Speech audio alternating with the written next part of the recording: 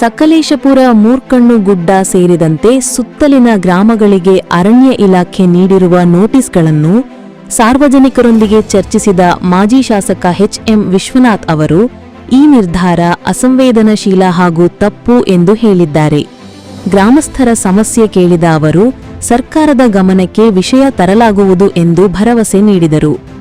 ಪತ್ರಿಕಾಗೋಷ್ಠಿಯಲ್ಲಿ ಗ್ರಾಮಸ್ಥರು, ವಿವಿಧ ಸಂಘಟನೆಗಳ ಪ್ರಮುಖರು ಇದ್ದರು. ಒಂದು ಬಾಲಿಶವಾದಂಥ ನೋಟಿಸ್ ಅಂತ ಎಲ್ಲರಿಗೂ ಅನ್ನಿಸ್ತಾ ಇದೆ ಕಾನೂನು ಗೊತ್ತಿದ್ದವರಿಗೆ. 1920 ಇಸ್ವಿ 1920 ಇಲ್ಲಿ ಹಾಕಿದ್ದಾರೆ.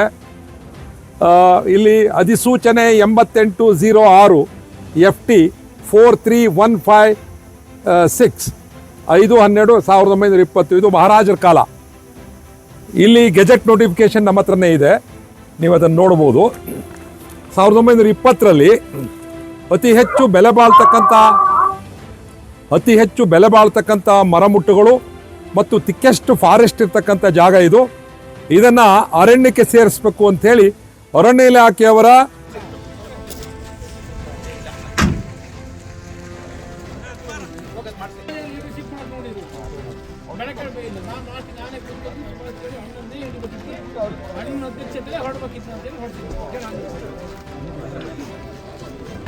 ಇದು ನಮ್ದು PDF ಇದೆ, ನಂಬರ್ಗಳೆಲ್ಲ ತಗೊಂಡು PDF ಇದೆ. ಅದು ನಮ್ದು ನಮಗೇನು ಮುರ್ಕಣ್ಗುಡ್ಡ 8 ಗ್ರಾಮದ ಜಮೀನನ್ನು ಮುರ್ಕಣ್ಗುಡ್ಡದ 8 ಗ್ರಾಮದ ಜನರ ಬದುಕನ್ನ